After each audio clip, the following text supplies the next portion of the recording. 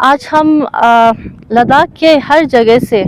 LBA women wing के नेतृत्व में हर विलेज के जैसे कि हम सब जानते हैं कि एलबीए वुमेन विंग जो है वो सबसे एक बड़ा रिलीजियस सोशल एक एसोसिएशन है जिसका नेटवर्क बहुत ग्रास रूट लेवल तक है। हर विलेज में उसके अपने रिप्रेजेंटेटिव्स, इलेक्टेड प्रेसिडेंट और इसके एग्जीक्यूटिव बॉडी है। तो आज यहाँ पे हम लोग इसलिए शामिल हुए हैं हमारे प्रेसिडेंट मैडम के नेतृत्व में, ताकि जो अभी पिछले दिनों जो एलजी साहब के एक वाइन शॉप को लेके एक पॉलिसी का अनाउंसमेंट हुआ है, उसके निंदा करने के लिए हम लोग आज यहाँ पे एकत्रित हुए हैं। और यही कहना चाहेंगे कि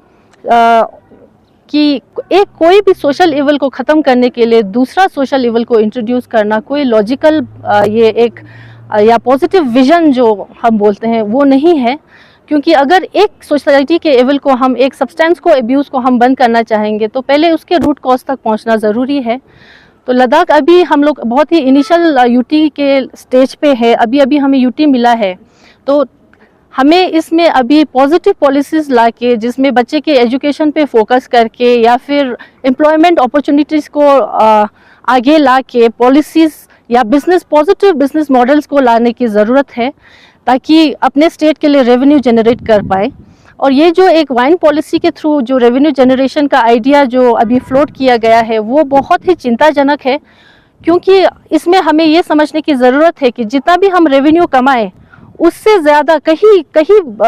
दुगना तुगना हम बोल सकते हैं, बहुत मल्टीपल्स में इसका जो एक सोशल कॉस्ट रहता है फ्यूचर लॉन्ग रन में।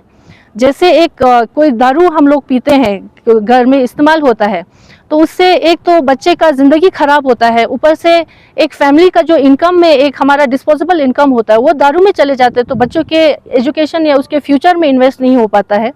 और एक डोमेस्टिक वायलेंस बढ़ता है उससे, और दारू से जो एक्सीडेंट्स बढ़ेगा जिससे पुलिस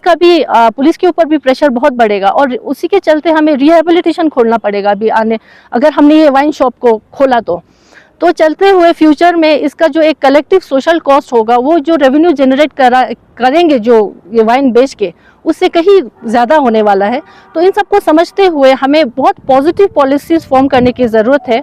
तो अभी हमारे अपने यहाँ पे रिप्रेजेंटेटिव्स नहीं है, यहाँ पे इलेक्टेड नहीं है, तो एलजी साहब का सबसे हम यही रिक्वेस्ट करेंगे कि सर इसको रिकंसिडर करें, इसको वापस लें। क्योंकि ये एक कलेक्टिव जो हमारे एक वेलफेयर में बोलूँगी, हमारे फ्यूचर के वेलफेयर के लिए, लद्दाख के वेलफेयर के लिए, फ्यूचर के लिए ये पॉजिटिव बिल्कुल नहीं है। और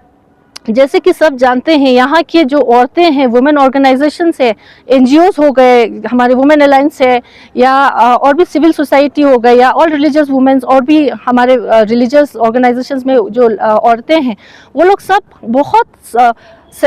बहुत सालों से जो भी एक बाहर से हमारे सोसाइटी में एक गलत चीज़ आता है उसके और अपने एक कल्चरल हेरिटेज है उसके बीच में दीवार की तरह बने रहे हैं। या उस पॉलिथीन बैन करना हो गया, या फिर डाउरी सिस्टम को रोकना हो गया। तो हम सब ने इसको, इस सोसाइटी के इवल्स को बाकी जगहों से जो बाहर से आता है उनको रोकने की बहुत कोशिश किया है और अभी तक रोक पाए हैं। तो यही मैं बोलना चाहूँगी कि अभी भी हम लोग सब एकजुट होकर इसी में खड़े रहेंगे। अगर इसको पॉजिटिवली सर हमारे फीडबैक को लेते हुए, लद्दाख के वेलफेयर को आगे रखते हुए और आने वाले बच्चों के फ्यूचर और इसके एक ग्रोथ को एज अ यूटी इस जगह को अगर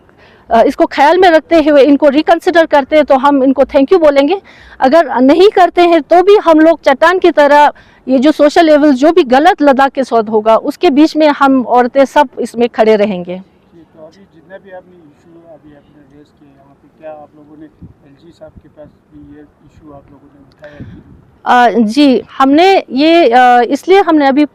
इस जो पॉलिसी है उसको मार्केट में फ्लोट हुए अभी 3-4 डेज हुए हैं, लेकिन हमने कोशिश किया कि इससे पहले कि हम प्रेस कॉन्फ्रेंस करें उससे पहले हम सर से मिल के एक बारी एक डेलीगेशन ले जाके इसके बारे में बात करेंगे। तो इसके लिए हमने अपॉइंटमेंट भी लिया था, लेकिन अपॉइंटमेंट को 1-2 बारी पोस्टपोन करके फिर कैंसिल भी हुआ, अभी फिर नेक्स्ट अपॉइंटमेंट नहीं आया। तो हमें इसीलिए आज ये प्रेस कॉन्फ्रेंस करना पड़ा, क्योंकि हमें लगा अगर हम चुप बैठेंगे और उस बीच में कहीं और फिर इसके पेपर्स थोड़ा आगे मूव हो गए, या वाइन शॉप के खोलने का कुछ और कॉन्क्रीट अगर कोई